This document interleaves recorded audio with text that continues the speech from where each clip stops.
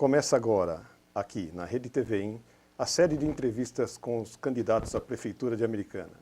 Hoje temos o prazer de receber Dimas Ulian, candidato da Rede Sustentabilidade. Dimas, boa tarde.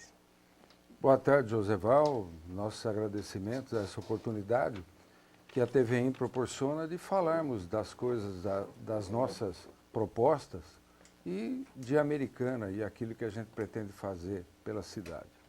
Muito bem. Já partindo para as questões, que o tempo é curto, vamos para a primeira pergunta. A Americana se localiza em uma das regiões mais ricas do Brasil. Se fizermos uma comparação da receita corrente de alguns municípios da região e dividirmos pela sua população, encontraremos a receita corrente per capita. Nós fizemos uma tabela e classificamos do primeiro da maior receita per capita até a sétima receita per capita, entre as cidades de Piracicaba, Hortolândia, Americana, Limeira, Nova Odessa, Sumaré e Santa Bárbara. Destas cidades, a Americana se encontra na terceira colocação. Pela tabela, verifica-se que a receita de Americana está entre as maiores, dentro de uma das melhores regiões. Podemos concluir que a Americana não é uma cidade pobre. A arrecadação não é ruim. Se estamos passando dificuldades financeiras, muito provavelmente o problema está nas despesas. Cortar gastos no setor público é muito difícil. E decisões erradas de um administrador podem comprometer por muito tempo as finanças do município. Saber quais foram os erros administrativos do passado é muito importante para que o novo administrador não cometa estes mesmos erros. Desta forma, faço a pergunta: qual ou quais os principais erros administrativos do passado que deixaram as finanças do município no estado que se encontram? Bem, Joseval, não são apenas os erros administrativos do passado. A Americana, ela passa por uma situação financeira de penúria, nós sabemos, e também existe um outro componente que é uma recessão econômica que causou uma queda de arrecadação abrupta, uma queda de arrecadação muito significativa, não só nos municípios, como também no próprio orçamento estadual. Então, a Americana ela está incluída nessa crise de caráter nacional que nós passamos.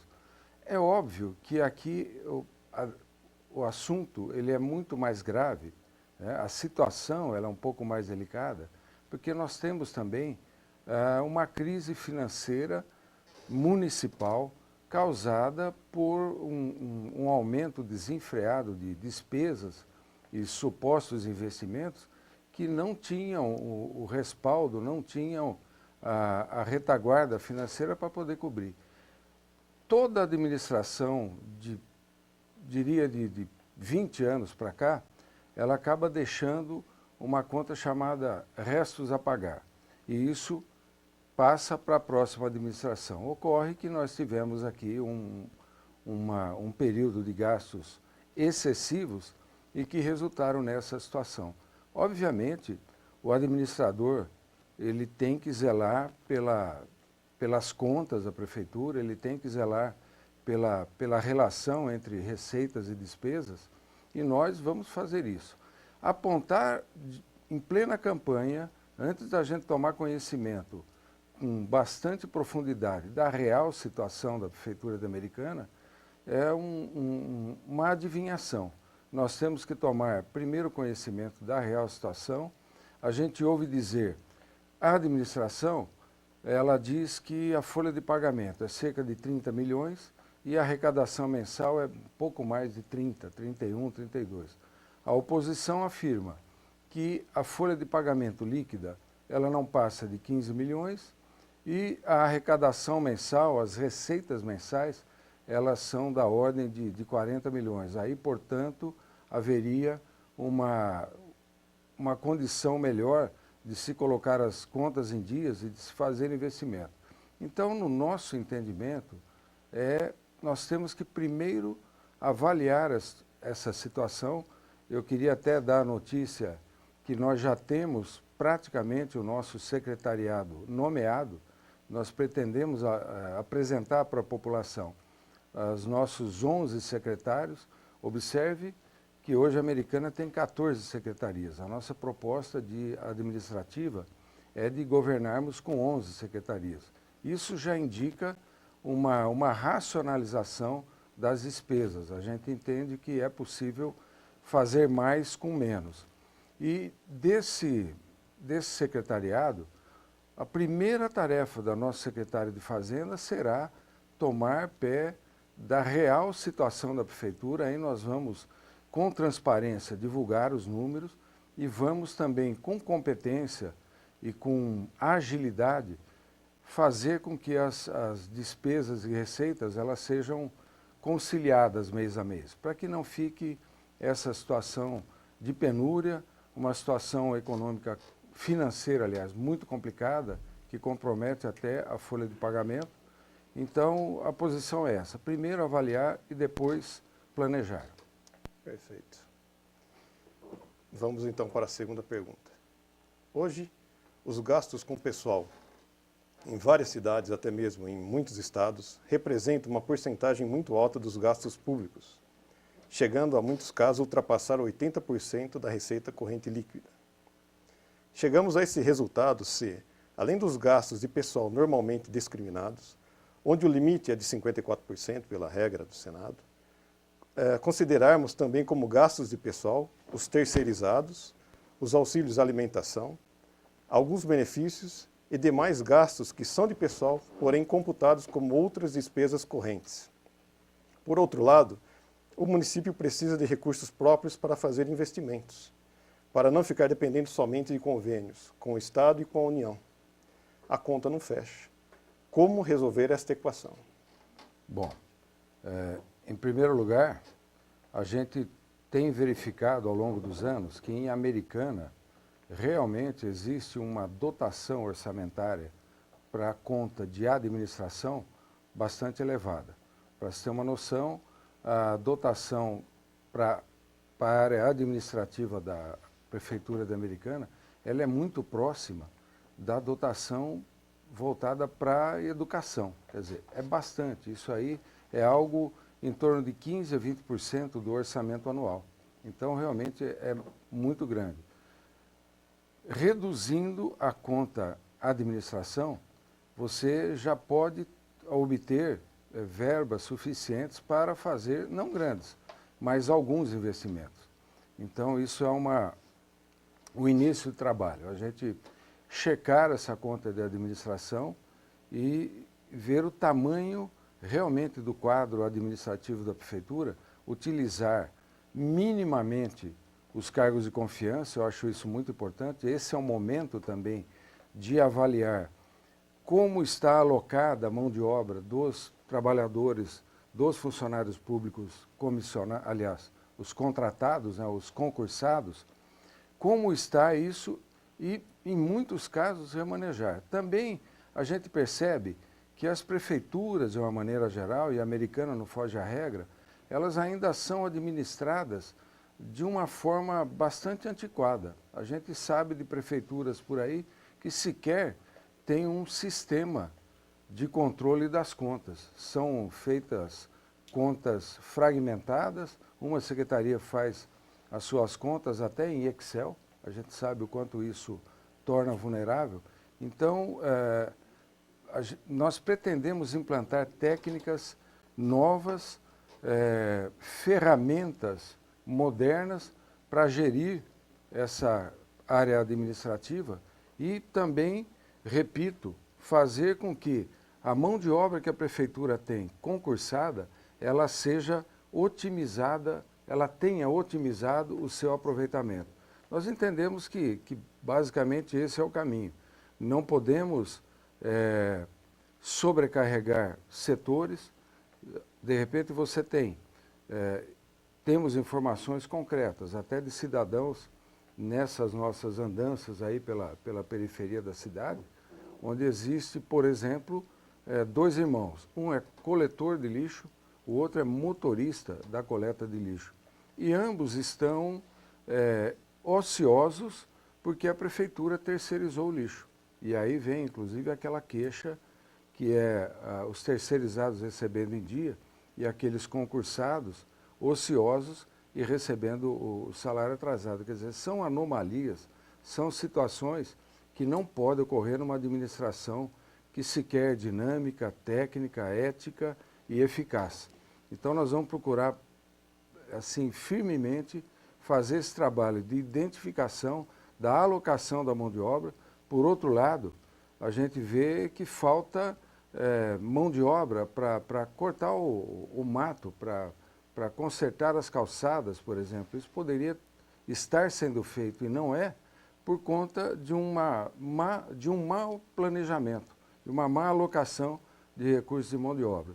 Então a gente entende que com medidas simples, porém técnicas, né, e com auxílio da tecnologia, por que não, a gente pretende tornar a administração muito mais dinâmica, muito mais eficaz e transparente. Perfeito. Vamos para a terceira pergunta. Falamos até agora do estrutural, das finanças, mas para a população isso não é o mais importante. As pessoas, no final das contas, querem saber daquilo que elas necessitam. Falemos agora de educação, saúde e segurança. Na opinião do senhor, a Americana está indo bem na questão da segurança? Olha, a Americana é uma cidade privilegiada na área de segurança, porque além de contar com as polícias civil e militar, nós temos uma guarda municipal que ela sempre foi, além de ela ter décadas de existência, ela sempre foi e ainda é referência em termos de porte, de organização, de serviços prestados à população e de eficácia também. O que é necessário para a segurança, no nosso entendimento, e é aquilo que nós vamos aplicar na nossa administração, é que haja uma integração, um funcionamento harmônico entre essas três instituições, Polícia Civil, Polícia Militar e a Gama. Também, não sei por que até hoje não foram instaladas em Americana as câmaras de vídeo monitoramento. A gente tem notícias de 2 projetos que já foram remetidos à Agencamp, que é o órgão responsável por administrar essas verbas, e até hoje nada aconteceu de concreto. Americana, ao nosso lado, nós temos Nova Odessa, que tem um trabalho de vídeo monitoramento exemplar. A segurança, a incidência da criminalidade, ela baixou bastante, principalmente com relação a veículos, né? E a Americana até hoje está aguardando e isso não acontece. Uma das primeiras providências que nós tomaremos na nossa administração é colocar para funcionar o vídeo monitoramento, que ele torna o trabalho policial desnecessária a presença física das polícias. As câmaras estão ali informando para uma grande central e que capta informações importantíssimas. Por exemplo, um carro que foi roubado, ele foi verificado no radar, né, um radar inteligente através da placa, e esse carro desapareceu. Verificaram que naquela filmagem passou um outro automóvel atrás no mesmo momento. Foram investigar esse segundo automóvel e encontraram o carro roubado e prenderam os criminosos. Então são recursos que só fisicamente nenhuma das forças policiais elas podem dar conta. Então o vídeo monitoramento é uma prioridade absoluta da nossa administração. Questão de segurança. Perfeito. Pergunta número 4. Com a restrição de recursos que a Americana está passando, o que pode ser feito para melhorar o atendimento da população no que se refere à saúde? Olha, em primeiro lugar, fazer funcionar de maneira sincronizada, de maneira harmônica, de maneira em parceria entre a FUSAME e a área de saúde da Prefeitura.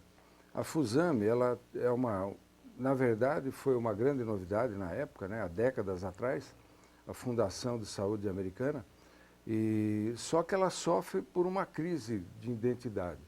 Ela tem as vantagens e desvantagens de ser, ao mesmo tempo, pública e privada. E com isso, hoje ela significa um passivo trabalhista, um passivo fiscal enorme, por conta dessa indefinição. E a área de saúde americana, a exemplo também, como nós dissemos agora há pouco, da segurança, ela também tem uma infraestrutura fantástica. Nós temos aí pela cidade praticamente 30 unidades de saúde, entre postos de saúde, pronto atendimento, as UBSs, né? E elas não têm funcionado a contento por uma falta de gestão, por uma falta de gerência, por uma falta de organização.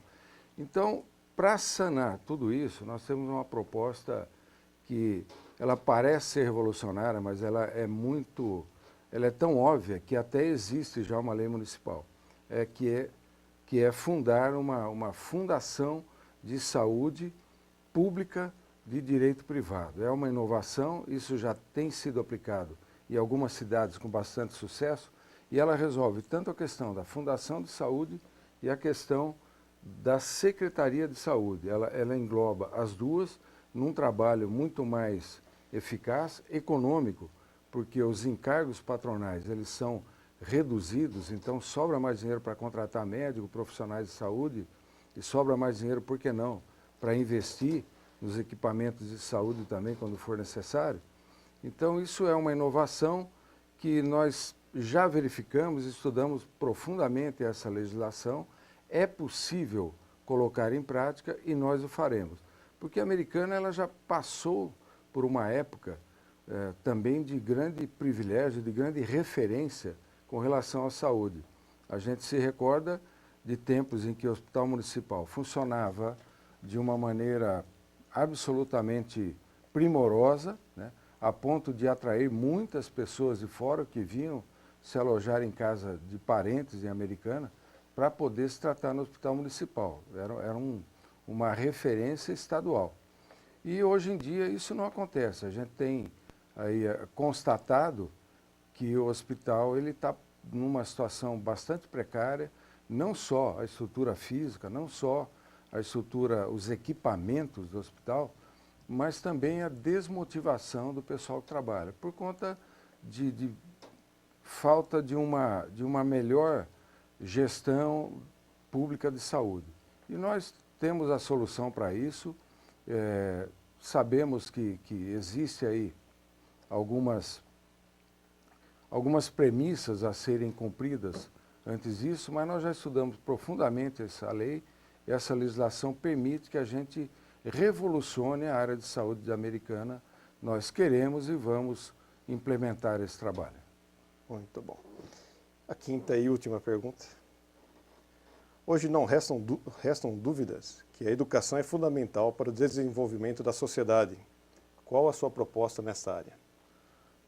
A gente acaba se tornando, né, Josimar, até um pouco repetitivo. A Americana ela tem 54 unidades educacionais para uma cidade de 134 quilômetros quadrados de extensão, para uma cidade de apenas uma população próxima de 230 mil habitantes, é o que se constata hoje. Então nós temos uma infraestrutura enorme, muito bem equipada, porém, por que ela não dá conta do recado? Porque não existe uma política, um planejamento para a política de educação de médio e longo prazo.